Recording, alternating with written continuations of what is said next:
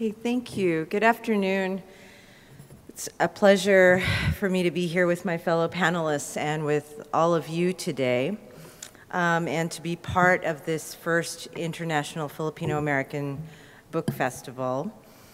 I wanted to say two things about myself, and the first is that I'm a lifetime member of the Filipino American National Historical Society, FONS, and Vanjie has also played an important role in my life in terms of inspiring me with her life history and the current work that she does.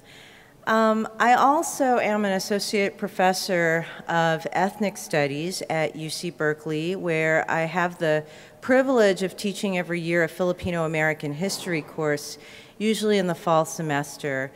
And I just wanted to riff off a little bit of when Vanjie was talking about Filipino American invisibility.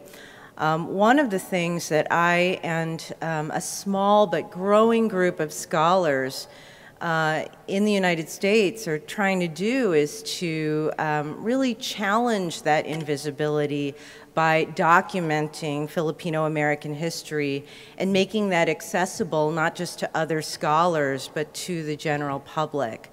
So it's great for me to be here with my fellow panelists who are educators.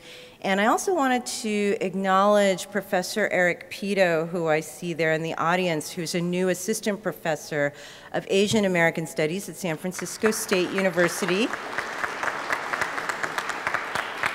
A graduate of our PhD program in Ethnic Studies at Cal, and is going to also be teaching Filipino American Studies at SF State.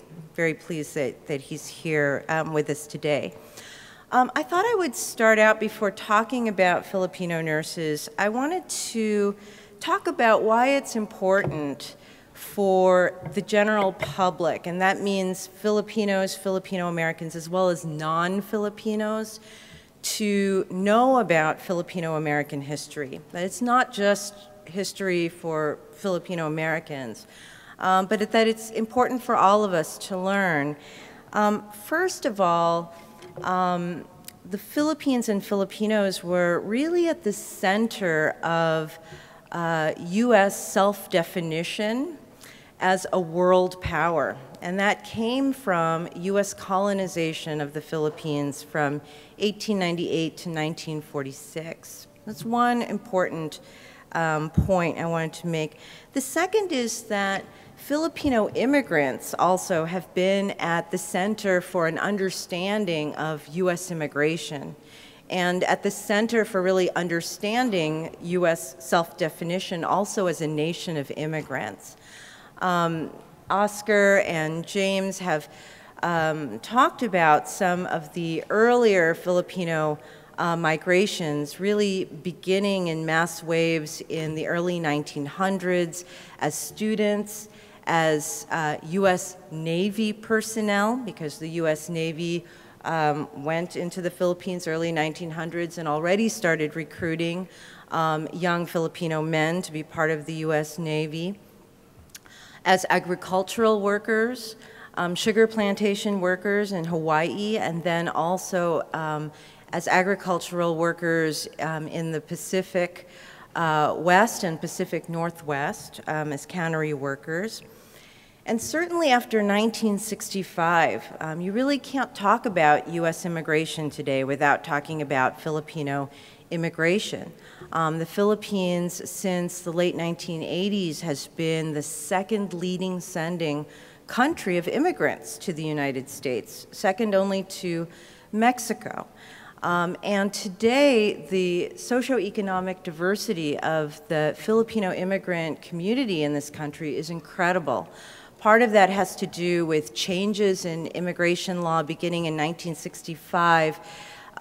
There were these occupational preference visas, and Filipino immigrants took advantage of those, and as a result, we have also a sizable percentage of our community who are health professionals, physicians, nurses, scientists, and engineers, in addition to a number of other fields.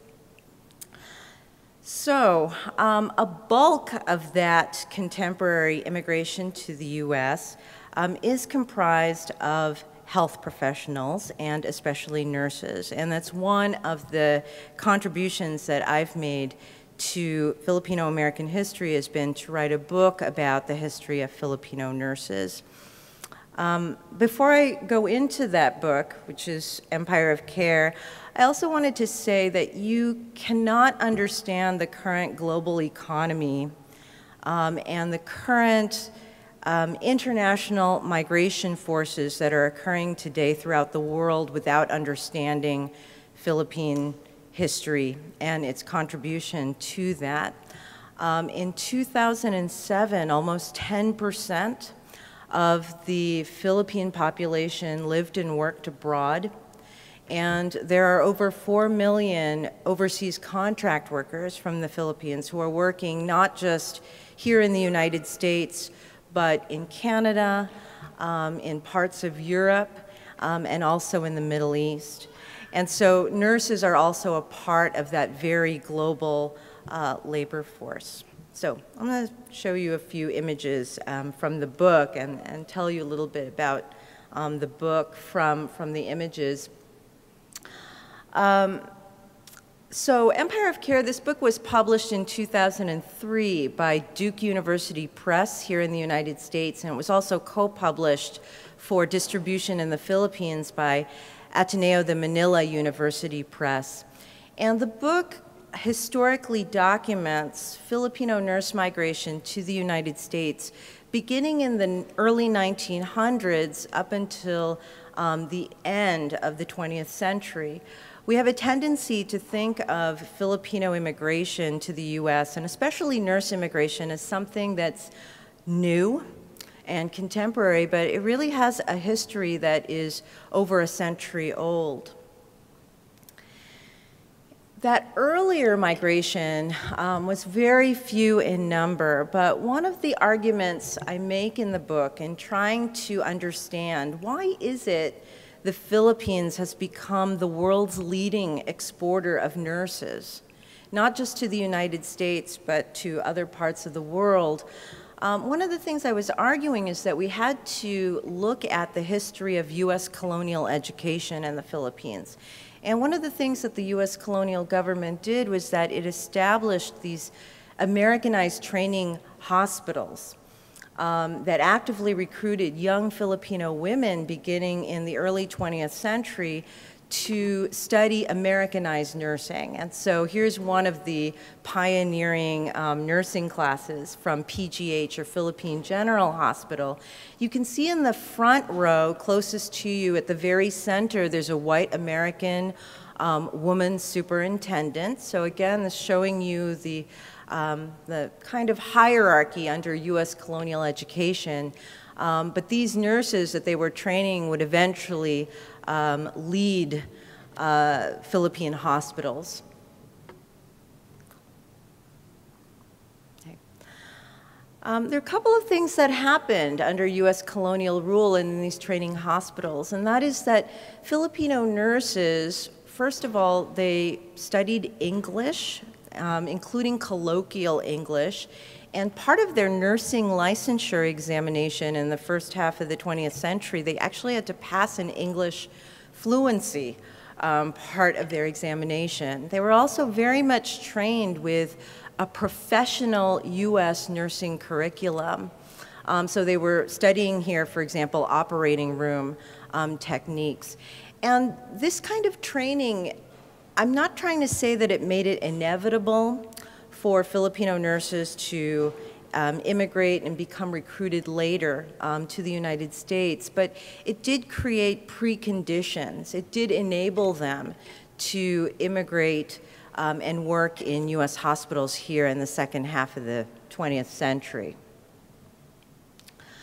So in returning to the cover of my book, the woman on the left, Maria Abastilla Beltran, she departed for the United States in 1929. So again, I just wanted to point out that Filipino nurses have migrated here over the course of the 20th century, not just the late 20th century. And even though most of them who came during the earlier part did eventually return to the Philippines, but Beltran is an example of someone who came to the United States, studied nursing here, and then decided to remain here permanently. Over time, the real mass migration for Filipino nurses to the U.S. started in the 1950s, where Filipino nurses came as exchange nurses to the United States in the 1950s and early 1960s as part of what was called the United States Exchange Visitor Program. But the program was temporary. But starting in 1965, U.S. immigration laws greatly changed, and U.S. hospitals started to actively recruit nurses from the Philippines to come to the United States and work, not just as temporary exchange nurses, but as permanent residents and eventually U.S. citizens who would become a permanent part of the workforce here in the United States. So here I wanted to show you how that there were American hospitals who were specifically targeting nurses in the Philippines to come to the U.S.